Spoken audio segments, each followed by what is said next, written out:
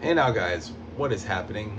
Yours truly is back here with another Captain America book review. This one being Volume 19, Arena of Death, which by the way did not have much of Red Skull this time. Only issue 419 did, which I had mentioned in the last video, which was actually a two-parter with the Silver Sable issue. This is Volume 19, like I said, covering 1992 to 1993. Captain America 411 to 419. Like I said, the Red Skull appearing in the very last issue. Didn't really have much to do other than have Silver Sable and Captain America capture the Viper for him, which was actually pretty cool.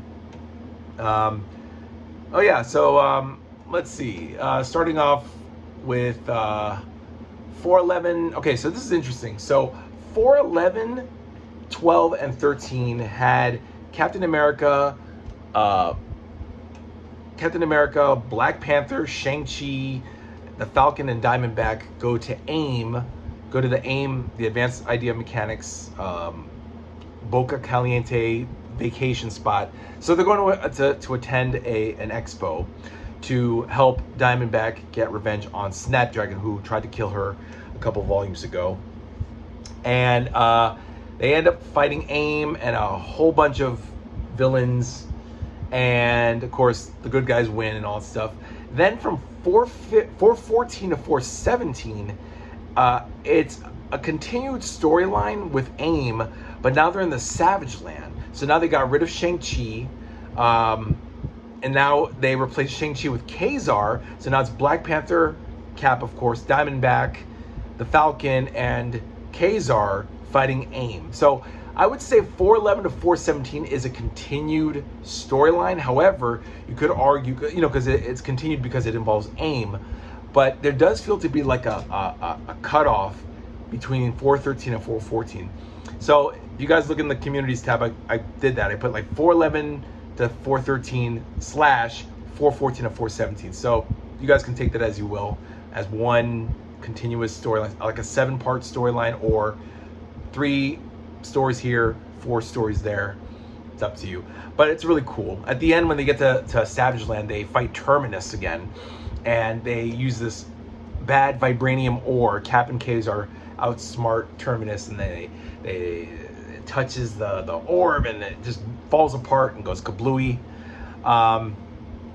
It's funny, Diamondback seemingly is going crazy because she murdered Snapdragon in revenge for Snapdragon trying to kill her, and now she sees Snapdragon everywhere, and Cap thinks, oh, she tried to commit suicide because she rammed the Sky Cycle into the Terminus, but she's just losing her mind. So Cap left her in Wakanda, and now I guess there's no more Diamondback for the foreseeable future. I don't know, but so that happened in those first 7 issues.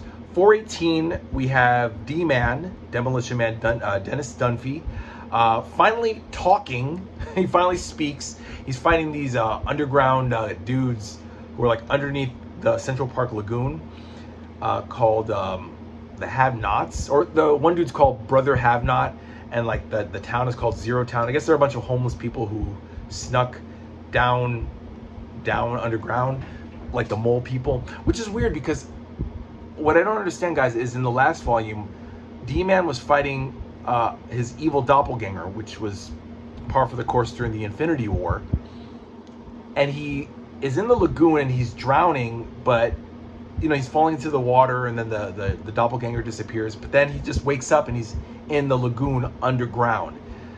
I'm like, I thought maybe he was like losing his mind, or he was falling like in some kind of deep psychosis, but apparently he ended up in a lagoon even though he was drowning, but they don't show him discovering the lagoon. He just wakes up. I don't know.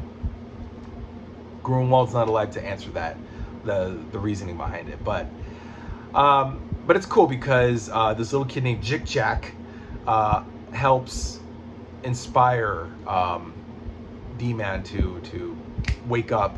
So this dude, Brother Have-Nots, beating the shit out of this kid, and he's like, he grabs his arm. D-Man grabs the dude's arm. He's like, "Don't."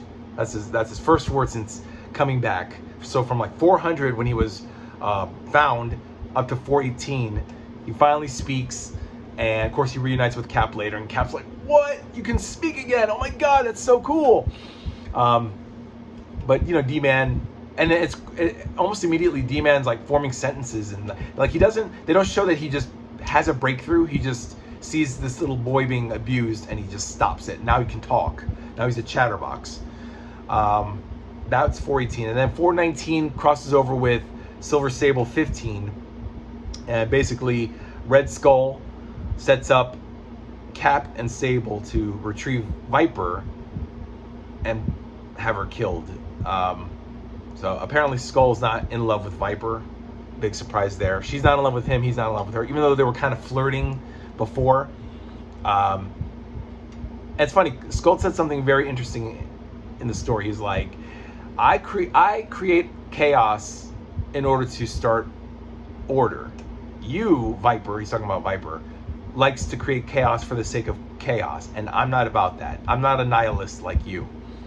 And that was actually, it's almost interesting. Not even almost. It is interesting how Skull has a sort of code and honor, but he's a psychopath and he's a maniac. But whatever Viper is, like, he's like this, basically, in layman's term, guys. He's like, bitch, I'm crazy, but you're super crazy, and I can't have that. I can't have you ruining my scene and my style, so I got to get rid of you. That's basically how the Skull feels about Viper. Okay, you know. And then we have hold on, let me see. That's right. Oh yeah, Fear. So it actually starts off, the top of the book starts off with Captain America teaming up with Ghost Rider to take down Scarecrow. Not DC's Scarecrow, Jonathan Crane, but Ebenezer Lawton, Marvel's Scarecrow, which they're basically the same guy, aren't they? I mean, fear, that's all they do, is just produce fear in people's hearts and minds. But I like that story. I really like Howard Mackie wrote it. Howard Mackie with Lee Weeks doing the pencils. Far cry from Cap and Punisher teaming up, where we have freaking D.G. Chichester's ramblings and stuff. Not to knock against Chichester, but man, dude, you need to learn how to like be succinct. Learn from Howard Mackie how to write a story. Don't act like you're trying to write a film noir using superheroes. It just doesn't work. It's just, you screwed up with Wolverine, by the way. It's Wolverine Inner Fury. I think you wrote that one. Anyway, that's if that D.G. Chichester's watching this video. You never know. Anyway, so Fear was really good. I enjoyed that story. The Annual 11, which was basically the first part of Citizen Kang, which involves the Vision and Citizen Kang and Chronopolis and all that stuff. You can read all the stories in the Avengers. Volume 23, Fear the Reaper, has all the stories. This one only has chapter 1, which is Captain America's Annual, and then it goes into Thor Annual 17, Fantastic Four Annual 25, Avengers Annual 21. None of those collected in this edition, so there's really no point in talking about it, but I like it because Cap meets Gilgamesh and Cersei when she's a little girl. And of course the Annual 12 features Cap meeting this Puerto Rican kid, this boxer named Roberto Velasquez, who goes by the name Bantam. First appearance, this was like the thing that happened in the annuals in 1993, that they would introduce a new character in the books and I guess like never use them again or something. I don't know. Apparently I looked it up that this kid Bantam was used during the Civil War and then they killed him off. It was interesting. The structure of it was in like it's an annual, so it had 3 big stories all pertaining to this kid Bantam. And Cap doesn't even show up until the second story. The first major story is all about this kid who gets, strength augmentation from Dr. Karl Malus, the power broker whole thing. But Power Broker doesn't appear in it. But the story's narrative takes a focus on this kid and all these Puerto Ricans and boxers and fighting. And I was actually pretty interested in it. It was a good setup to the second story, which finally involved Cap. Cap is contacted by this dude Torres, who's friends with this kid Velasquez, and of course the Puerto Rican mob or whatever are in on it. They go to Miami to train this kid and get him augmented, and then Cap fights all these bad guys, and Bantam helps him out. I mean, there's really not much to say, but it's just an introduction of a new character. But I like the introduction of a Puerto Rican character with his background in, you know, there's cockfighting, there's boxing, which have, you know, you see a lot of it in boxing, a lot of these young kids, you know. So it's just interesting that they decided to make Cap a little bit of the second string in his own annual. But then he comes around and he helps out. No major villains, just unknown guys, crooks. One guy's name Cruz, another guy's name is Rolo, another guy's Aviles. All these guys get killed through stupidity. You know, this guy Aviles gets shot. Armando Aviles in the story gets killed by his own guys. You know, gets shot. He even warns him. He's like, "Hey guys, I'm over here. Don't shoot me," and they fucking shoot him.